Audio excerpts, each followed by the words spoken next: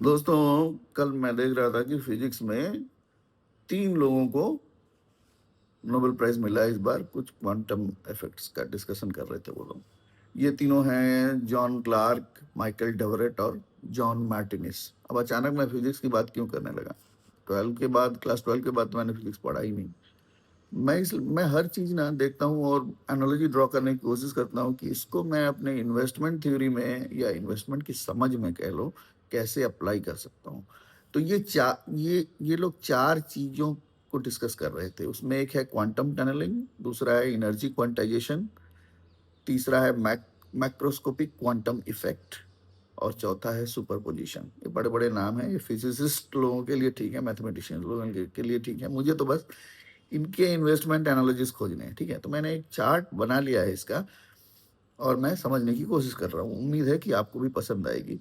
जैसे quantum tunnelling में ये कह रहे हैं कि पार्टिकल्स क्रॉस इम्पॉसिबल बैरियर्स, ठीक है? पहली बात ये जो मुझे समझ में आया, कह रहे हैं कि जो माइक्रो लेवल पे जो दिखता है, वही मैक्रो लेवल पर भी वही होता है, ठीक है?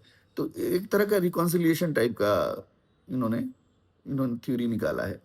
तो क्वांटम टनलिंग में मेन है कि पार्टिकल्स विल क्रॉस और particles do cross impossible energy barriers, ठीक है? तो इन्वेस्टमेंट में इसकी एनालॉजी किस तरह हो सकती है कि लॉन्ग टर्म इन्वेस्टर्स अगर हो तुम, वो डेली फटका खेलने वाले नहीं, लॉन्ग टर्म इन्वेस्टर अगर तुम हो, तो मार्केट के जो क्रैशेस है ना, उसको क्रॉस करके टनलिंग करके उस पार जा सकते हो, मार्केट को समझ सकते हो। यानी जैसे एक इंसाइट लो कि देखो मार्केट गिरता है, हाँ, पर गिरता है, चढ़ता है, सब कुछ होता है, लेकिन लॉन्ग टर्म इन्वेस्टर ना उसके थ्रू निकल जाता है, क्वांटम टनलिंग कर लेता है। चलो दूसरे पे जाते हैं। दूसरा है एनर्जी क्वांटाइजेशन। कह रहे हैं ये लोग कि एनर्जी कम्स इन पैकेट्स। मतलब कंटिन्यूअस फ्लो नहीं है कहने का मतलब। तो भाई इन्वेस्टमेंट में भी तो यही है कि रिटर्न्स क्या सीधे स्ट्रेट लाइन में आते हैं, Y is equal to A plus B X, उसका थोड़ी इक्वेशन होता है, नहीं होता है। जिगजैग जिगजैग किसी, वो जो सौरभ मुखर्जी कहते हैं ना, मार्शलस के किसी इन्वेस्टमेंट रिटर्न्स किस तरह आते हैं, किसी शराबी के चाल की तरह। वो मैखाने से निकलता है लेकिन घर पर पहुंचता है तो सीधे थोड़ी पहुंचता है, गिरता पड़ता पहुंचता है। तो इन प्राइसेस भी स्टॉक्स के उसी तरह ऊपर नीचे होते हुए बढ़ते हैं। इमर्जिंग मार्केट्स में अभी तो बढ़ ही रहे हैं, इंडिया जैसे इमर्जिंग मार्केट्स में। तो ये जो एनर्जी क्वांटाइजेशन है, ये पैकेट्स में होते हैं, कंटिन्यूअस फ्लो में नहीं होते। इसका मतलब ये है कि रिटर्न्स, एनालॉजी अगर स्टॉक मार्केट से लें तो वहाँ एनर्जी यही है कि यहाँ भी रिटर्न्स कंटिन्यूअस नहीं आएंगे, ऊपर नीचे आएंगे, ट्रेंड उनका ऊपर रहेगा, ठीक है?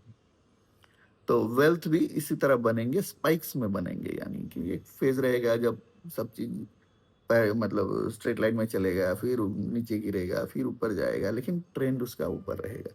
यानी बर्स्ट्स में कह लो, एनर्जी रिटर्न्स भी बर्स्ट्स में आएंगे, पैकेट्स में आएंगे, रह रह के आएंगे, ट्रेंड ऊपर होगा। थर्ड है मैक्रोस्कोपिक क्वांटम इफेक्ट, यानी माइक्रो रूल्स विजिबल मैक्रोस्कोपिकली। वही जो पहले ही मैंने बताया कि जो माइक्रो लेवल पर, जो छोटे लेवल पर, क्वांटम लेवल पर जो चीजें होती हैं, वही फेनोमेनन बड़े लेवल पर भी देखा जाता है, इन्होंने देखा है। इसका मैंने इन्वेस्टमेंट में एनालॉजी इस तरह निकाला है कि भाई स्मॉल हैबिट्स जैसे एसआईपी करना, थोड़े थोड़े इन्वेस्टमेंट करना, हाँ, इससे लॉन्ग टर्म में बड़े रिजल्ट्स आते हैं। तो हमें थोड़ा थोड़ा इन्वेस्ट करना चाहिए, और जिससे कि हमें मैक्रो लेवल पर और लंबे समय पर बड़ा रिजल्ट या वेल्थ क्रिएशन हो सके। चौथा है सुपर पोजिशन, ये मेरा फेवरेट है।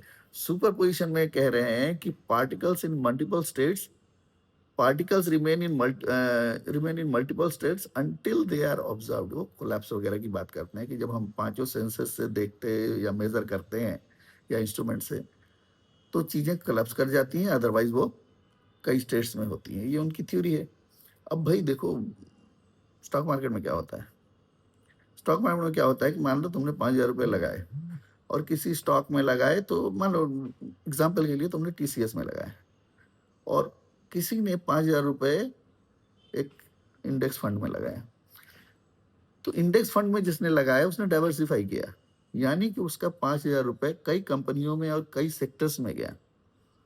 यानी 5,000 रुपये जो उसने इंडेक्स फंड में लगाए वो सुपर पोजीशन में गया, लेकिन जब किसी एक पर्टिकुलर कंपनी के शेयर में उसने लगाया तब वो उसी में गया, यानी डाइवर्सिफिकेशन नहीं हुआ। सुपर पोजीशन को मैंने एनालॉजाइज किया है डाइवर्सिफिकेशन से। डाइवर्सिफिकेशन से क्या होता है, रिस्क कम हो जाते हैं, टेंशन कम हो जाता है, स्ट्रेस ही तो आजकल का सबसे बड़ा प्रॉब्लम है।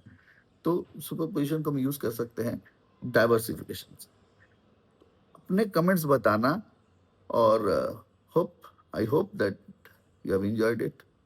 मिलते हैं कल फिर किसी और बात